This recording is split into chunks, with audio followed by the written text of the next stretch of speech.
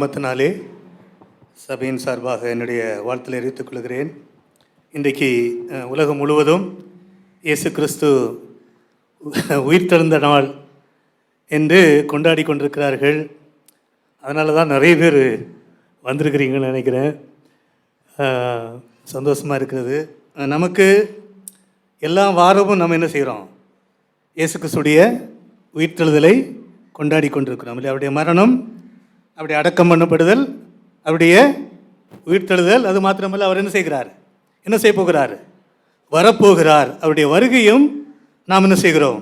ஒவ்வொரு வாரமும், வாரம் மாத்திரமல்ல, ஒவ்வொரு நாளும் நாம் என்ன செய்கிறோம்? ஆண்டவரை கொண்டாடி கொண்டிருக்கிறோம். சபையாக ஒவ்வொரு ஞாயிற்றுக்கிழமையும் நாம் கர்த்தரை கொண்டாடுகிறோம், ஆராதிக்கிறோம். இன்றைக்கு மாத்திரமல்ல, அவர் எல்லா நாளும் என்ன செய்கிறார்? உயிரோடு எழுந்த கர்த்தர், அவரை நாம் ஆராதித்து கொண்டிருக்கிறோம். இன்றைக்கும் அவருடைய உயிர்த்தெழுதலை குறித்தல்ல, கர்த்தராகிய இயேசு கிறிஸ்து யார் என்பதை குறித்து நாம் இன்றைக்கு பார்த்து சற்று நேரம் பார்த்து நாம் முடிக்கலாம் சீக்கிரமாக. லூக்கா எழுதின சுவிசேஷம் நாம் பார்த்து வருகிற லூக்கா எழுதின சுவிசேஷம் 7ஆம் அதிகாரம். லூக்கா எழுதின சுவிசேஷம் எல்லாரும் எடுங்க. லூக்கா எழுதின சுவிசேஷம் 7ஆம் அதிகாரம்.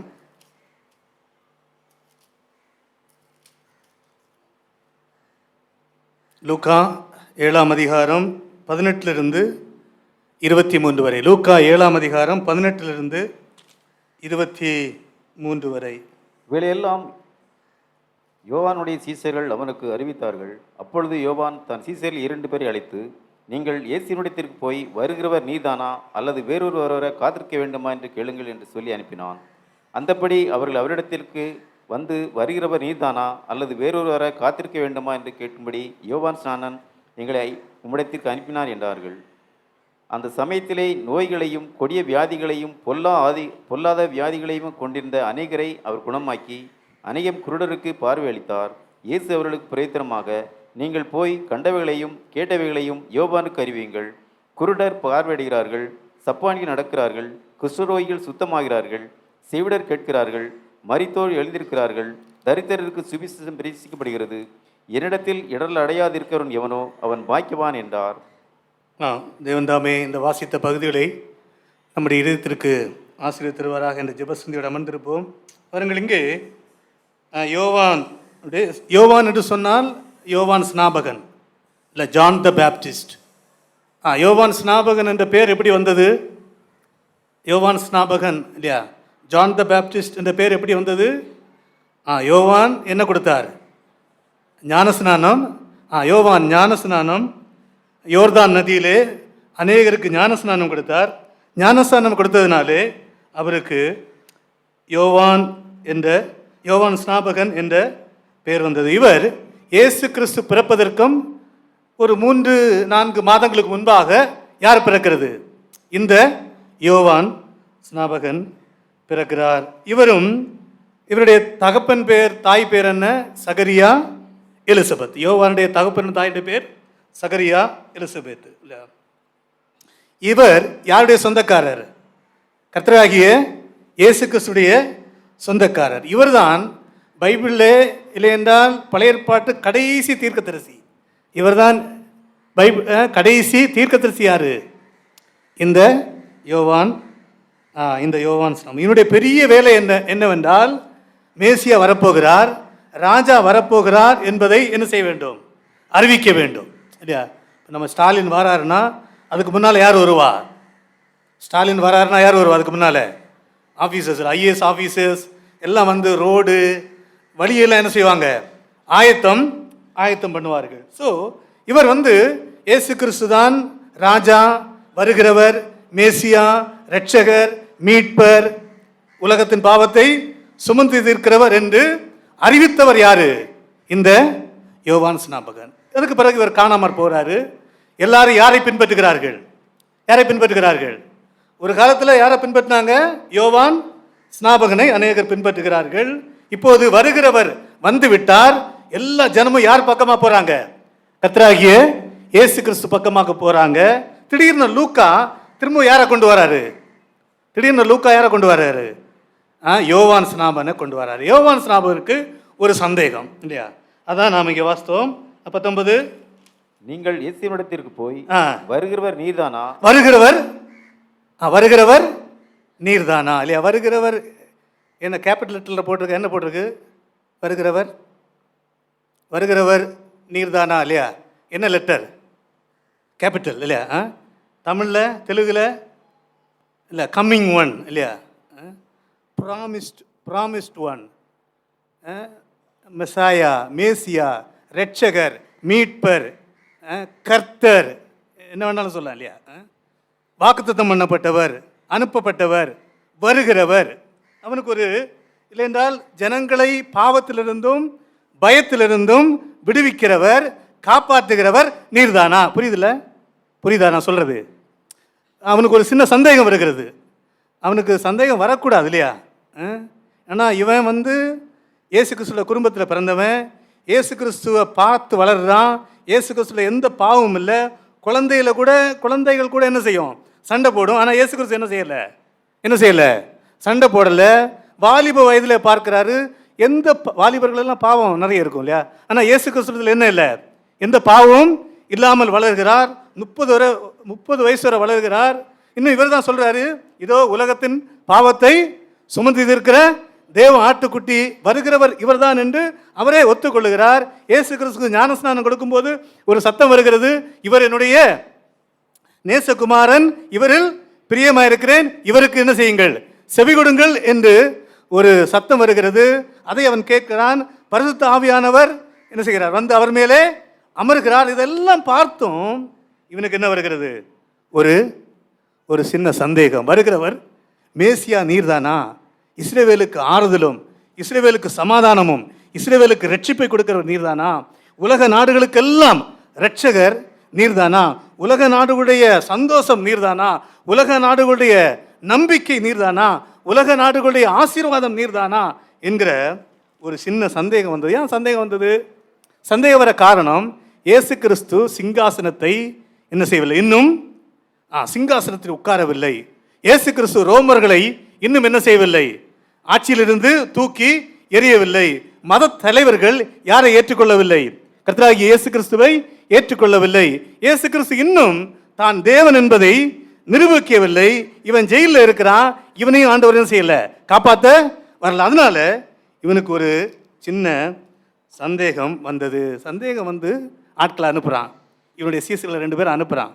அனுப்பி அவன் கேட்குறான், வருகிறவர் மேசியா நீர்தானா? எங்களுடைய இல்லையா பழைய ஏற்பாட்டில் கூட போட்டிருக்குல்ல, சங்கீதத்தில் போடப்பட்டிருக்கிற கர்த்தருடைய நாமத்தினாலே வருகிறவர், கர்த்தருடைய நாமத்தினாலே வருகிறவர் ஸ்தோத்திரிக்கப்பட்டவர். பழைய ஏற்பாடு முழுவதும் நம்ம இன்னைக்கு பார்க்க போகிறோம். அதை பார்த்து நம்ம சீக்கிரமாக முடிக்கலாம். ஸோ இஸ்ரவேலின் ஜனங்களை மீட்கிறவர், இஸ்ரவேலின் ஜனங்களை காப்பாற்றுகிறவர், உலகத்தில் உள்ள எல்லா ஜனங்களையும் ரட்சிக்கிறவர். அவருடைய பேர் தான் என்ன? வருகிறவர், இல்லைன்னா அனுப்பப்பட்டவர், வாக்குத்தத்தம் பண்ணப்பட்டவர், ரட்சகர், மீட்பர், பலமும், இஸ்ரவேல் ஜனங்களுக்கு பலமும் ஆறுதலமாக இருப்பவர், ஜனங்களை பயத்திலிருந்து பாவத்திலிருந்து ரட்சிக்கிறவர். யாரு? கர்த்தராகிய இயேசு கிறிஸ்து என்று அவனுக்கு தெரியும். ஆனால் என்ன வந்தது? ஒரு சந்தேகம் வந்தது. நம்முடைய நம்பிக்கை என்ன? கர்த்தராகிய இயேசு கிறிஸ்து யார்? நம்முடைய ரட்சகர், நம்முடைய மீட்பர், நம்மை பாதுகாக்கிறவர், நம்மை பாவத்திலிருந்து பயத்திலிருந்து எல்லா பயத்திலிருந்து நம்ம என்ன செய்கிறார்? ரட்சிக்கிறவர் யாரு? கிறிஸ்தவருடைய நம்பிக்கை. நம்முடைய நம்பிக்கையும் உலகத்தில் உள்ள எல்லாருடைய நம்பிக்கை யார் தான்? கர்த்தராகிய இயேசு கிறிஸ்து. ஆனால் அப்போ அந்த யோவான் ஸ்நாபகனுக்கு என்ன வந்தது? ஒரு சின்ன சந்தேகம் வந்தது. ஆனால் சந்தேகம் என்ன செய்யக்கூடாது? அதுக்கு கீழே அப்புறம் சொல்லுவார், என்னிடத்தில் இடரல் அடையாமல் இருக்கிறவன் பாக்கியவான், சந்தேகப்படாமல் இருக்கிறவன். சந்தேகம் வந்துன்னா இல்லையா, நமக்கு நிறைய பேர் சந்தேகம் வரும் இல்லையா? இயேசு கிறிஸ்து நம்ம பார்த்துருக்கோமா? இயேசு கிறிஸ்துவ பார்த்தோமா? சொல்லுங்க, இயேசு கிறிஸ்துவ பார்த்தோமா? பார்க்கல. ஆனால் என்ன செய்கிறோம்? விசுவாசிக்கிறோம். நீங்கள் கேட்பீங்களா, பார்க்காம விசுவாசிக்கலாமா? கடவுளை பார்க்காம விசுவாசிக்கலாமா? என்ன சொல்லுங்க? கடவுளை பார்க்காம விசுவாசிக்கலாமா? ஒரு உதாரணம் சொல்லுங்கள், பைபிளில் சொல்லப்பட்டிருக்கிறது. எப்படி நாம் தேவனை பார்க்காமல் எப்படி விசுவாசிக்கலாம்? உண்டாக்கப்பட்டவைகள் இல்லை, காணாத அவரை எப்படி நாம் உணர முடியும்? யோவானில் ஒரு உதாரணம் சொல்கிறார், ஆண்டவரே சொல்வார்.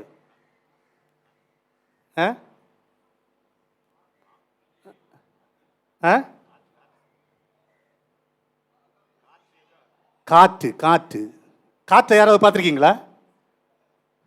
காற்றை யாராவது பார்த்துருக்கீங்களா? காற்று இருக்கா இல்லையா? காற்று இருக்கா இல்லையா? காற்றை நம்ம என்ன செய்ய முடியும்? உணர முடியும். ஆண்டவரே சொல்வார் இல்லையா, யோவானில் சொல்கிறார் இல்லையா? அதான் தேவனை நாம் பார்த்ததில்லை, ஆனால் தேவனை நாம் என்ன செய்ய முடியும்? உணர முடியும், உணர முடியும் இல்லையா? ஆனால் இவர்தான், இயேசு கிறிஸ்து தான் வருகிறவர் என்பதை அவனுக்கு என்ன செய்யலை, கொஞ்சம் அவன் தான் நல்ல ஸ்ட்ராங்காக சொல்கிறான் இல்லையா? இதோ உலகத்தின் பாவத்தை சுமந்து இருக்கிற, இன்னும் 2-3 இடத்துல நம்ம பார்க்கலாம், வருகிறவர் நீர்தான் சொல்லுவோம் பாருங்க. யோவான் 3:11, மத்தேயு 3:11, இங்கே கை வச்சு விடுங்க லூக்கால. மத்தேயு 3:11, மனம் திரும்பலுக்கென்று நான் ஜலத்தினால் உங்களுக்கு ஞானஸ்நானம் கொடுத்தேன், எனக்கு பின் வருகிறவர், எனக்கு பின் வருகிறவரோ, போதும், எனக்கு பின் வருகிறவரோ, அவனுக்கு தெரியும் வருகிறவர் என்னிலும் மேன்மையானவர். மார்க் 1:7,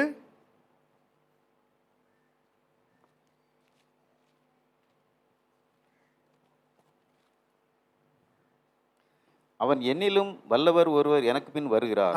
பாருங்கள், என்னிலும் வல்லவர் ஒருவர் எனக்கு பின். நல்லா கவனிக்கிறீங்களா? நான் சொல்றது புரியுதா? வருகிறவர் நீர்தானா? அவனுக்கு ஒரு சந்தேகம் வருது. வருகிறவர் இல்லைன்னா இன்னொருவர் வர நாங்கள் காத்திருக்க வேண்டுமா? அவனே வருகிறவர் ஒருவர் வரப்போகிறார் என்று அவனே சொல்றான். அதான் நம்ம இப்போ வாசித்தோம் இல்லையா? இன்னும் லூக்கா 3:16,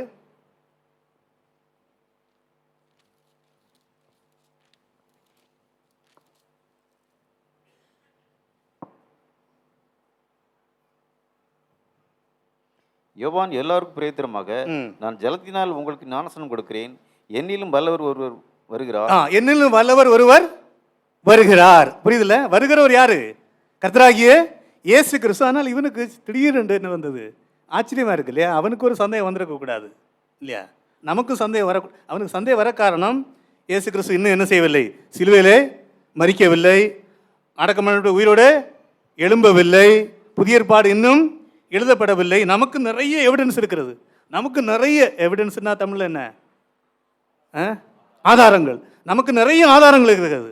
நமக்கு என்ன வரக்கூடாது?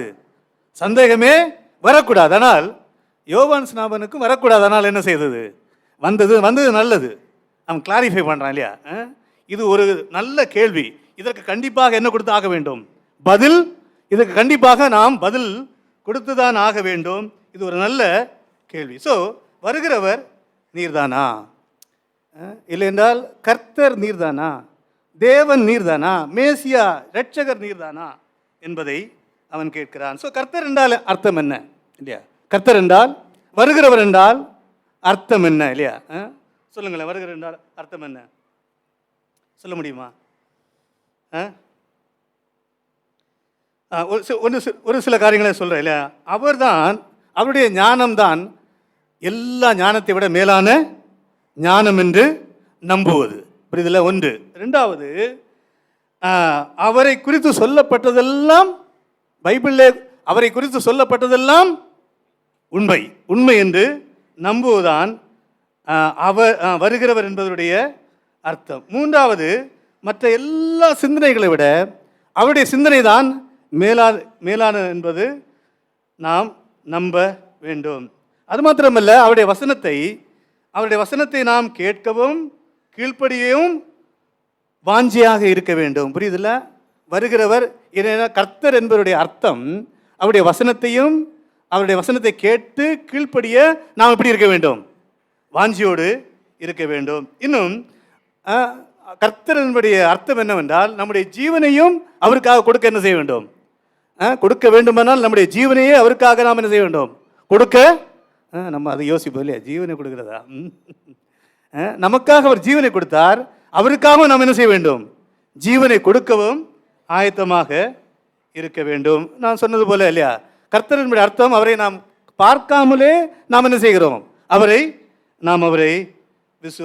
விசுவாசிக்கிறோம். இன்னும் கர்த்தர் என்பதோட அர்த்தம் அவருடைய சுவிசேஷத்தை நாம் என்ன செய்ய வேண்டும்?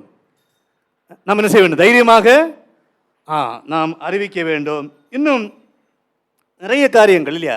நம்முடைய ஜெபத்தை, கர்த்தர் என்பதோட அர்த்தம் நாம் யாரிடத்துல ஜெபிக்க வேண்டும்? நம்முடைய கர்த்தராகிய இயேசு கிறிஸ்துவை பார்த்து நாம் ஜெபிக்க வேண்டும். இன்னும் கர்த்தர் என்பதோட அர்த்தம் நம்முடைய பிள்ளைகளை யாருக்கு ஒப்புக் கொடுக்க வேண்டும்? கர்த்தரிடத்திலே. பிள்ளைகள் கர்த்தரிடத்து சபையில் வளர்ந்தாதான் இன்னைக்கு பிள்ளைகளுக்கு என்ன பாதுகாப்பு. பிரியமானவர்களே, நல்லா சொல்கிறேன் இல்லையா? உங்கள் பிள்ளைகளை கர்த்தருக்குள்ளாலே வளர்த்தினால், சபையில் வளர்த்தினாதான் பாதுகாப்பு. இல்லைன்னா என்ன வேணாலும் நடக்கும். அதனால கண்டிப்பாக பிள்ளைகளை கர்த்தருக்குள்ளாலே வளர்த்துங்கள். இப்படி நிறைய காரியங்கள் இருக்கிறது. கர்த்தர் என்பதனுடைய அர்த்தம் நாம் முற்றிலுமாக நம்ம யாருக்கு ஒப்புக் கொடுக்க வேண்டும்? யாரை ஒப்புக் கொடுக்க வேண்டும்?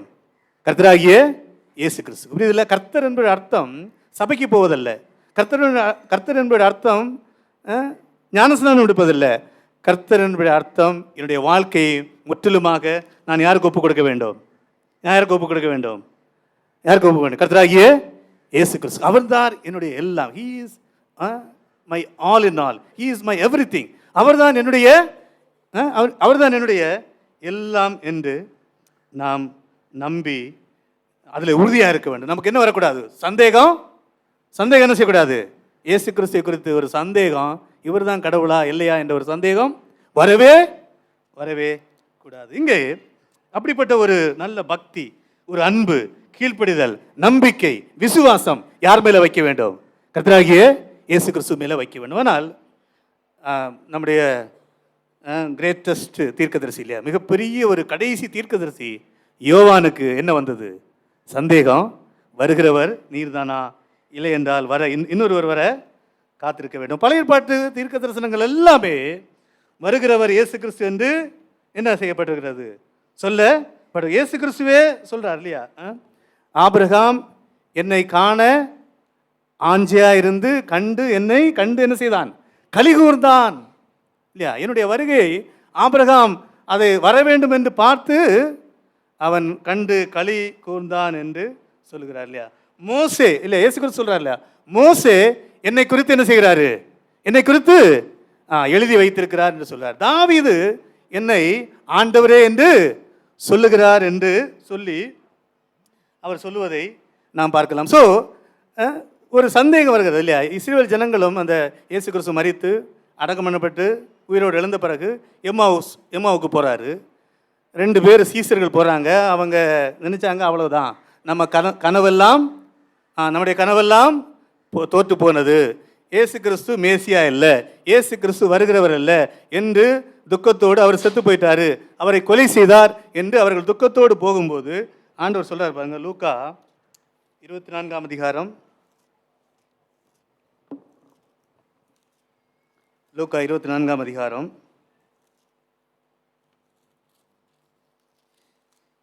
25, 26, 27. லூக்கா 24, 25, 26, 27. அப்பொழுது அவர் அவர்களை நோக்கி, தீர்க்கதரிசிகள் சொன்ன யாவையும் விசுவாசிக்கிறதுக்கு புத்தி இல்லாத மந்த இருதயம் உள்ளவர்களே. பாருங்க, இயேசு கிறிஸ்து உயிரோடு எழுப்பிட்டார். ஆனா இவங்க என்ன நினைச்சாங்கன்னா இயேசு கிறிஸ்து செத்து போனார், கொலை பண்ணிட்டாங்க, அவ்வளவுதான். ஆண்டவர் சொல்ல புத்தி இல்லாத மந்த. இவங்களுக்கு புத்தி ஒன்றும் இல்லாமல் இல்லை, இவங்களுக்கு என்ன விசுவாசிக்க மனசு. எல்லாருக்கும் அப்படிதான், புத்தி இல்லாமல் ஒன்றும் இல்லை, விசுவாசிக்க என்ன இல்லை, மனசு இல்லை. ஆண்டு சொல்ல புத்தி இல்லாத மந்த, விசுவாசிக்கிறது புத்தி இல்லாத மந்த இருதயம் உள்ளவர்களே. கிறிஸ்து விதமாய் பாடுபடவும் தமது மகிமையில் பிரவேசிக்கும் வேண்டியதில்லையா என்று சொல்லி பாருங்கள்.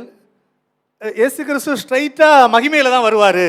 ஆட்சி கிடைக்கும், ராஜ்யம் கிடைக்கும், மந்திரி ஆவோம் இல்லையா, மகிமை அடைவோம், ரோமர்களை துரத்துவாரு, ராஜ்யம் பெறுவாரு, ஆட்சி கிடைக்கும், மந்திரி ஆவோம். ஆனால் அதுக்கு முன்னால் அவர் என்ன செய்ய வேண்டும்?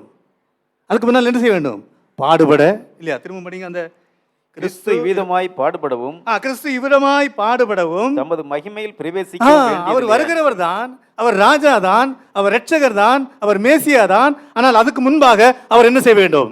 பாடுபட்டு மரித்து அடக்கம் பண்ணப்பட வேண்டும். அதை அவங்க என்ன செய்யல, அவர்களுக்கு புரியவில்லை. 44, 45, அதை 24, 44, 45. அவர்களை நோக்கி மோசே நியாயப்பிரமாணத்திலும் தீர்க்கதரிசிகளின் ஆகமங்களிலும் சங்கீதங்களிலும் என்னை குறித்து எழுதியிருக்கவில்லை எல்லாம் நிறைவேற வேண்டியதாக என்று நான் உங்களோடு இருந்தபோது உங்களுக்கு சொல்லிக் கொண்டு வந்த விசேஷம் இவைகளே என்றார். அப்பொழுது வேத வாக்கியங்களை அறிந்து கொள்ளும்படி அவருடைய மனதை அவர் திறந்து அப்பொழுது வேத வாக்கியங்களை அறியும்படி அவருடைய மனதை அவர் என்ன செய்தாரு? திறந்தார். பிரியமானவர்களே, நான் இங்கே கடைசியாக நாம் பழைய ஏற்பாட்டிலே இயேசு கிறிஸ்து வருகிறவர் என்பதை படமாக பிக்சராக போடப்பட்டிருக்கிறது. இந்த பிள்ளைங்களுக்கெல்லாம் கலர் படம் சொல்லுவாங்களே இல்லையா? நம்ம இன்னைக்கு புதிய ஏற்பாட்டிலே அவர் தான் வருகிறவர் என்பதை பழைய ஏற்பாட்டிலும் புதிய ஏற்பாட்டிலும் நம்ம என்ன செய்ய போகிறோம்? ஒரு 10 நிமிஷம் நமக்கு இருக்கிறது, கலர் பண்ணி பார்த்து நம்ம சீக்கிரமாக முடிக்கலாம். கர்த்தராகிய இயேசு கிறிஸ்து வருகிறவர் என்பதை இயேசு கிறிஸ்துவே சொன்னார் இல்லையா? நீங்கள் லூக்கா 13:35 எடுங்க.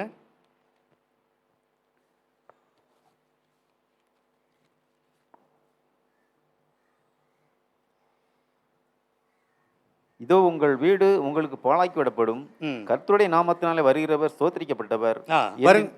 அவரே சொல்றார் இல்லையா? கர்த்தருடைய நாமத்தினாலே வருகிறவர் ஸ்தோத்திரிக்கப்பட்டவர் என்று நீங்கள் சொல்லாதவரை இந்த வீடு என்ன செய்யப்படும்? பாழாக்கப்பட்டிருக்கு. ஜனங்கள் எல்லாம் சொல்றாங்க இல்லையா? மார்க் 11:9 எடுங்க. மார்க் 11:9. முன்னெடுப்பாரும் பின்னெடுப்பாரும் ஓசன்னா ஓசன்னா கர்த்தரின் நாமத்தினால வருகிறவர் ஸ்தோத்திரிக்கப்பட்டவர். பாருங்க, குழந்தைகள் பாலகர் வாயினாலே துதி உண்டாகும் இல்லையா? எல்லாரும் ஓசன்னா ஓசன்னா என்று சொல்லி என்ன சொல்றாங்க? கர்த்தருடைய நாமத்தினாலே வருகிறவர் ஸ்தோத்திரிக்கப்பட்ட. எபிரேயர் நிருபர் என்ன எழுதுறா பாருங்க. எபிரேயர் 10:37.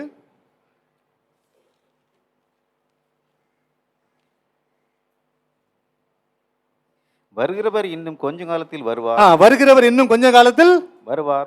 போதும். அவர்கள் எல்லாருக்கும் தெரியும் இல்லையா? கூட்டத்தாருக்கு தெரியும், யோவானுக்கு தெரியும், இயேசு கிறிஸ்துவே சொல்றாரு, எபிரேயர் நிருபர் சொல்றாரு, வருகிறவர் யார் தான்? கர்த்தராகிய இயேசு கிறிஸ்து. ஆனால் யோவான் ஸ்நாபனுக்கு ஒரு சின்ன சந்தேகம் வந்தது. ஸோ நாம் வருகிறவர் இயேசு கிறிஸ்து தான் என்பதை பழைய ஏற்பாட்டிலையும் புதிய ஏற்பாட்டையும் நீங்களும் எல்லாருமே சேர்ந்து நம்ம படிக்க போகிறோம். நீங்களும் சொல்லணும், கேள்வி கேட்பேன் இல்லையா? பழைய ஏற்பாட்டிலே வருகிறவர் இயேசு கிறிஸ்து தான் என்பது ஒப்புமையாக பழைய ஏற்பாட்டில் சொல்லப்பட்டது. நிறைய இடங்களில் பழைய ஏற்பாடு முழுவதும் யாரை பற்றி தான் சொல்லப்பட்டிருக்கிறது? கர்த்தராகிய இயேசு கிறிஸ்து பற்றி தான் இல்லையா? முதல் வசனம் இல்லையா? ஆதியாகமம் 1:1 என்ன? ஆதியிலே தேவன் வானத்தையும் பூமியையும் சிருஷ்டித்தார் இல்லையா? யோவான் 1:1 ஆதியிலே வார்த்தை இருந்தது, அந்த வார்த்தை தேவனிடத்தில் இருந்தது, அந்த வார்த்தை தேவனாய் இருந்தது. அடுத்து அவர் மூலமாய் உண்டாக்கப்பட்டதெல்லாம் அவர் மூலமாய். பாருங்கள், ஆதியிலே தேவன் வானத்தையும் சிருஷ்டித்தார். அவர் தான் யாரு? இல்லை என்றால் திருத்துவத்திலே ஒரு நபர் யாரு? கர்த்தராகிய இயேசு கிறிஸ்து. அந்த வார்த்தை யோவான் 1:14 அந்த வார்த்தை மாம்சமாகி. இன்னும் ரெண்டாவது இயேசு கிறிஸ்துவை குறித்து படமாக சொல்லப்பட்ட இடம் என்ன சொல்லுங்களேன்? ஆதியாகமத்தில் தான் 1ஆம் அதிகாரத்தில் 2ஆம் அதிகாரத்தில் சொல்லுங்க. ஸ்திரீயின் வித்து. அதுக்கு முன்னால ஆதாம் ஏவாள் என்ன செய்யறாங்க? பாவம் செய்யறாங்க இல்லையா? ஆதாம் ஏவாள் பாவம் செய்யறாங்க. தேவன் வருகிறார், நடுங்குறாங்க, பயப்படுறாங்க. பாவம் செய்ததுனால குற்ற உணர்வு, பயந்து ஓடுறாங்க, தங்களை பார்த்து நிர்வாணிகளாக இருக்கிறாங்க, பயப்பட்டு ஓடி ஒளிகிறாங்க. அப்போ ஆண்டவரே என்ன செய்யறாரு? ஒரு முதல் கொலை இல்லையா? உலக சரித்திரத்திலே, உலக வரலாற்றிலே ஒரு மிருகத்தை ஆண்டவர் செய்கிறாரு, கொலை செய்து அந்த ரத்தம் சிந்தப்படுகிறது. அதில் உடை எடுத்து என்ன செய்கிறாரு? யாருக்கு கொடுக்கிறாரு? ஆதாம் அவருடைய பாவத்தை மறைக்கிறார். இது யாரை காட்டுகிறது? கர்த்தராகிய இயேசு கிறிஸ்துவை இது குறிக்கிறதாக. ரெண்டாவது நம்ம சொன்னோம் இல்லையா? ஸ்திரீயின் வித்தாக ஒரு ஸ்திரீக்கு என்ன இல்லை? வித்து ஆண்களுக்கு தான் வித்து இல்லையா? ஸ்திரீகளுக்கு வித்து இல்லை. ஆனால் ஸ்திரீயின் வித்தாக பாவம் இல்லாமல் யார் பிறப்பார்? ஒருவர் வருகிறவர் பிறப்பார், மேசியா பிறப்பார். அவர் உன் தலையை அவர் உன் தலையை நசுக்குவார். இன்னும் இல்லை, யூதா ஆபிரகாமின் சந்ததியிலே ஈசாக்கின் வழியாக யூதா கோத்திரத்திலே இல்லையா அவருடைய செங்கோல் இல்லையா அவருடைய செங்கோல் என்றைக்கும் இருக்கும் என்று நாம் பார்க்கிறோம். இன்னும் பழைய ஏற்பாட்டிலே மெல்கி தேசேக் என்பவன் இல்லை, மெல்கி தேசேக் என்பவன் நீதியின் ராஜா, சமாதான பிரபு. அவனுக்கு துவக்கமும் இல்லை முடிவும் இல்லை. அவன் ஒரு ஆசாரியன். அவனை யாருக்கு ஒப்புமையாக சொல்லப்பட்டிருக்கிறது? கர்த்தராகிய இயேசு கிறிஸ்துக்கு ஒப்புமையாக சொல்லப்பட்டிருக்கிறது. இன்னும் யாரு? நீங்கள் ஒரு ஆளை சொல்லுங்களேன். ஆதியாகமம் 22ஆம் அதிகாரத்தில், ஆதியாகமம் 22ஆம் அதிகாரம் மேலே இருக்கிறவங்க யாரு? ஈசாக்கு. ஈசாக்கு தன்னுடைய பாவத்தினாலே என்ன செய்ய வேண்டும்? என்ன செய்ய வேண்டும்? ஒவ்வொருவரும் நம்முடைய பாவத்தினாலே நாம் என்ன செய்ய வேண்டும்? சாக வேண்டும். சொல்லுங்க. ஈசாக்கு சாக போறான் இல்லையா?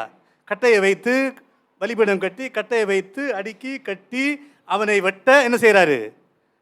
தகப்பனார் வெட்ட கத்தி எடுக்கும்போது தேவன் என்ன சொன்னார்? பிள்ளையாண்டான் மேல் உன் கையை போடாதே. அவன் பார்க்குறான், அங்கே என்ன இருக்கிறது? புதரிலே சிக்குண்ட ஒரு ஆடு. அது யாரை குறிக்கிறது? யாரை குறிக்கிறது? கள்ளம் கபடம் இல்லாத ஆடு. அந்த ஈசாக்குக்காக பலியிடப்பட்டது போல நமக்காக கள்ளம் கபடம் இல்லாத கர்த்தராகிய இயேசு கிறிஸ்து பலியிடப்பட வேண்டும். வருகிறவர் யார் தான்? கர்த்தராகிய இயேசு கிறிஸ்து. இனி அடுத்து ஒரு சொல்லலாம் இல்லையா? யோசேப்பு. யார் சொன்னா? ஏஞ்சல் சிஸ்டர் யோசேப்பு இல்லையா? யோசேப்பை தன்னுடைய சகோதரர்கள் வெறுத்தார்கள், குழியில் தூக்கி போட்டாங்க, விற்று போட்டாங்க. கடைசியில் தேவன் அவனை யாராக மாற்றினார்? இரட்சகராக. ஒரு பெரிய பஞ்சம் வருகிறது, உலகம் முழுவதும் பஞ்சம் வருகிறது. இந்த அவனுடைய சகோதரர், அவனை தூக்கி போட்ட சகோதரர் எங்கே வராங்க? எகிப்தில் தானியம் உண்டு என்று கேள்விப்பட்டு வருகிறான். யோசேப்பு அநேகருக்கு ஜீவரட்சை உண்டு பண்ண தன்னுடைய சகோதரர்களை மன்னித்து அவர்களை ரட்சித்து அவர்களை காப்பாற்றினார். இன்னும் பழைய ஏற்பாட்டில் சொல்லுங்க. ஆதியாகமத்தில் ஒரு பாட்டு கூட இருக்கு இல்லையா? ஒரு நாள் நோவாவின் பேழை இல்லையா? நோவாவின் பேழையை நம்ம பாடினாலே, ஜெனிஃபர் பாட்டு கூட ஒன்று பாடினா, நோவாவின் பேழை இல்லையா? மக்கள் பாவத்தினாலே அழிந்து மூழ்கி கொண்டிருக்கிறார்கள். ஒரு லைஃப் போட் இல்லையா? லைஃப் போட் இல்லையா? ஒரு பேழை. அதில் அநேகரை என்ன செய்தது? காப்பாற்றினது. இப்பொழுதும் அது யாரை குறிக்கிறது? கர்த்தராகிய இயேசு கிறிஸ்து தான் லைஃப் போட். இனி யார சொல்லலாம்? இல்லை, ஆபிரகாமுக்கு தேவன் தரிசனமானார் இல்லையா? அவர் பகலின் உஷ்ண வேளையில் உட்கார்ந்துருக்கிறாரு. அப்போ தூதர்கள் வராங்க. அதில் ஒரு ஆள் யார்? கர்த்தராகிய இயேசு கிறிஸ்து என்று சொல்லுகிறார்கள். ஒருவேளை யாக்கோபு ஒரு ஆளோட கூட போராடுறான்ல, அது யாரு? எல்லாருக்கும் புரியுதா? பழைய ஏற்பாடெல்லாம் படித்தாதான் புரியும். யாக்கோபு ஒரு ஆளோட கூட போராடுறார் இல்லையா? அது யாரு? வருகிறவர் கர்த்தராகிய இயேசு கிறிஸ்து. இன்னும் யாத்ராமத்தில் வாங்க. யாத்ராமத்தில் 12ஆம் அதிகாரத்தில் ஒரு பஸ்கா ஆடு அடிக்கப்பட வேண்டும். அவருடைய ரத்தம் வீட்டுடைய நிலைக்கால்கள் என்ன செய்ய வேண்டும்? தளிக்கப்பட வேண்டும். சங்கார தூதன் வந்து முதற் பிள்ளையை கொல்ல வருவான். எந்தெந்த வீட்டிலே ரத்தம் இருக்கிறதோ அந்த வீட்டில் என்ன இல்லை? சங்கார தூதன் சங்காரம் பண்ண மாட்டான். இந்த பஸ்கா ஆடு யாரை குறிக்கிறது? கர்த்தராகிய இயேசு கிறிஸ்துவை குறிக்கிறது. யார் யார் அவரை விசுவாசிக்கிறார்களோ அவர்களுக்கு என்ன உண்டு? சங்காரம், அவர்களுக்கு நித்திய மரணம் இல்லை. இனி பழைய ஏற்பாட்டில் மன்னா இல்லையா? மன்னா யாரை குறிக்கிறது? பசினாலே வாடினவர்களுக்கு வனாந்திரத்தில் தேவன் மன்னாவை கொடுத்தார். கர்த்தராகிய இயேசு கிறிஸ்து சொல்றார், நானே ஜீவ அப்பம் இல்லையா? உண்மையான ஆத்தும பசி தீர்க்கிற மன்னா ஜீவ அப்பம் யாரு? நம்முடைய வருகிறவராகிய கர்த்தராகிய இயேசு கிறிஸ்து.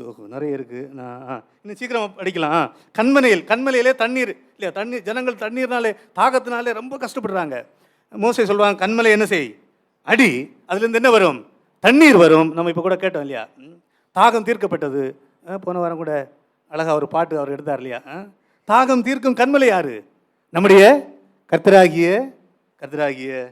இயேசு கிறிஸ்து. இன்னும் தேவாலயத்திலே தேவன் மனிதனை சந்திக்கிற இடம் கிருபாசனம். ரத்தத்தை ஆடை வெட்டி ரத்தத்தை எடுத்து அந்த கிருபாசனத்தை தெளிப்பாங்க. கிருபாசனத்திலே தான் தேவன் யாரை சந்திப்பார்? ஜனங்களை சந்திப்பார். புதிய ஏற்பாட்டில் சிலுவையிலே தேவன் ஜனங்களை சந்திக்கிற இடம் என்ன? சிலுவை, சிலுவை மரணம். இன்னும் அடுத்து பிரதான ஆசாரியர்கள் இல்லையா, ஆரோன் யாரை குறிக்கிறது? கர்த்தராகிய இயேசு கிறிஸ்து குறித்து. இன்னும் என்ன ஆகமத்தில் சீக்கிரம் முடிக்கிறேன். எண்ணாகமத்திலே உயர்த்தப்பட்ட வெண்கல சர்ப்பம். ஜனங்கள் பாவம் செய்கிறார்கள், ஜனங்கள் தேவனுக்கு விரோதமாக முறுமுறுக்கிறார்கள், பாம்பு வந்து எல்லாரையும் கடித்து சாகிறார்கள், தேவனை நோக்கி ஜனங்கள் முறையிடுகிறார்கள். தேவன் சொன்னார், வெண்கல சர்ப்பத்தை என்ன செய்யுங்க, தூக்கி உயர்த்தி வையுங்கள், நோக்கி பார்ப்பவர்கள் என்ன செய்வார்கள், பிழைப்பார்கள். அது யாரை குறிக்கிறது? நம்முடைய புதிய ஏற்பாட்டிலே வருகிறவர் யார் தான்? கர்த்தராகிய இயேசு கிறிஸ்து. இன்னும் பழைய ஏற்பாட்டில் சொல்லப்பட்ட தீர்க்கதரிசிகள், நியாயாதிபதிகள் இல்லையா, யெப்தா, கிதியோன், நிறைய பேர் இல்லையா நியாயாதிபதிகள், இதெல்லாம் இரட்சகர்களாக இருந்தார்கள். புதிய ஏற்பாட்டில் அவர்கள் யாரை குறிக்கிறது? நம்முடைய கர்த்தராகிய இயேசு கிறிஸ்து குறிக்கிறது. இன்னும் ரூத்து புஸ்தகத்திலே போவாஸ் ஒரு இரட்சகன் இல்லையா. போவாஸ் யாரை ரட்சித்தார்? ரூத்தை ரட்சித்தார் இல்லையா. நம்முடைய கர்த்தராகிய இயேசு கிறிஸ்து யாரை ரட்சித்தார்? நம்முடைய எல்லாரையும் ரட்சித்தார் இல்லையா. இன்னும் ராஜா கிங் டேவிட், அவர் ஒரு மேய்ப்பன், ஒரு ராஜா. நம்முடைய கர்த்தராகிய இயேசு கிறிஸ்து அப்படிதான் இல்லையா, நம்முடைய மேய்ப்பனும் நம்முடைய ராஜாவும். இன்னும் தாவீது சாலமன் கட்ட தேவாலயம் கட்டி முடித்த உடனே தேவ மகிமை என்ன செய்தது? தேவாலயத்தை நிறைத்தது. கர்த்தராகிய இயேசு கிறிஸ்து கிருபையினாலும் சத்தியத்தினாலும் நிறைந்தவராக அவருடைய மகிமையை நாங்கள் கண்டோம். பழைய ஏற்பாட்டில் வந்த தேவாலயத்தில் வந்த தேவ மகிமை யாரு? கர்த்தராகிய இயேசு கிறிஸ்து. யோபு சொல்றார் இல்லையா, என் மீட்பர் உயிரோடு இருக்கிறார், அந்நிய கண்கள் அல்ல, அவர் பூமியின் மேல் நிற்பார், நானே அவரை என்ன செய்வேன், பார்ப்பேன் என்று சொல்கிறார். இன்னும் சங்கீதம் 2 குமாரனை என்ன செய்யுங்கள், நீங்கள் அழிந்து போகாதபடிக்கு குமாரனை முத்தம் செய்யுங்கள். அது யாரை குறிக்கிறது? வருகிறவராகிய இயேசு கிறிஸ்துவை. இன்னும் வருகிற 22 இப்போ கூட வாசல் இல்லையா, சங்கீதம் 22 இல்லையா, வருகிறவரை குறித்து அவருடைய மரணம் எப்படி இருக்கும் என்று சொல்லப்பட்டது. நீதிமொழிகள் இல்லையா, ஞானம் சத்தமிடுகிறது இல்லையா, அந்த ஞானம் யாரு? கர்த்தராகிய இயேசு கிறிஸ்து. இன்னும் ஏசாயால இல்லையா, நமக்கு ஒரு பாலகன் பிறப்பார், நமக்கு ஒரு பாலகன் கொடுக்கப்படுவார், கர்த்தத்துவம் அவர் தோளின் மேல் இருக்கும், அவருடைய நாமம் இல்லையா, நிறைய இல்லையா. அந்த ஒரு வசனத்தை நான் பேசினாலே பேசிகிட்டே இருப்பேன் இல்லையா.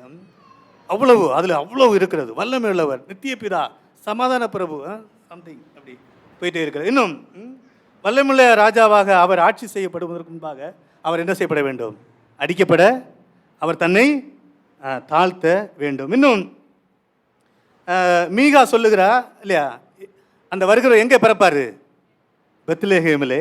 வருகிறவர் பெத்லெகேமிலே பிறப்பார். சாஸ்திரிகள் எல்லாம் வந்து வணங்குவார்கள் என்று ஏசாயாவில் சொல்லப்பட்டது.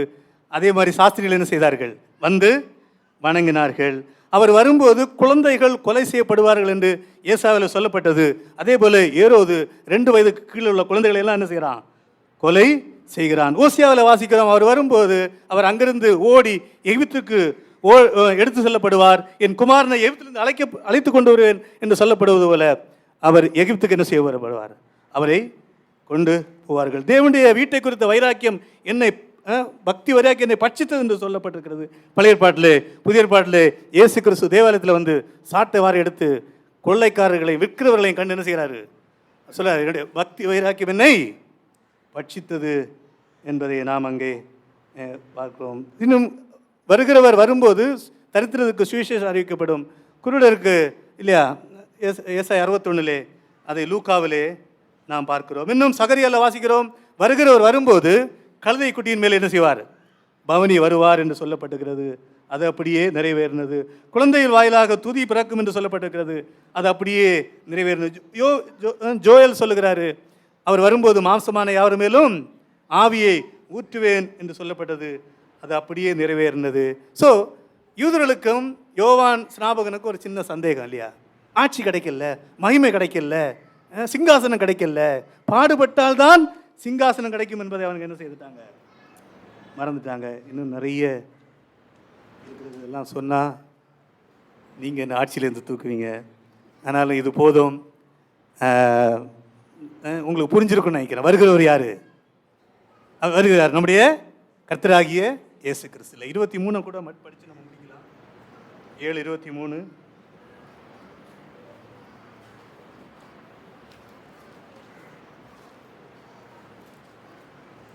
என்னிடத்தில் இடரலையாதிருக்கிறவன் அடையாதிருக்கிறவன் எவனோ அவன் பாக்கியவான் என்றார். என்னிடத்தில் சந்தேகப்படாமல் என்னை குறித்து சந்தேகப்படக்கூடாது. அவன் அவன் பாக்கியவான். என்னை குறித்து சந்தேகப்பட்டா அவன் அவ்வளவுதான் சபிக்க. தேவன் தாமே இந்த வசனத்தினாலே நம்மை ஆசீர்வதிப்பாராக. நாம் ஜெபம் பண்ணி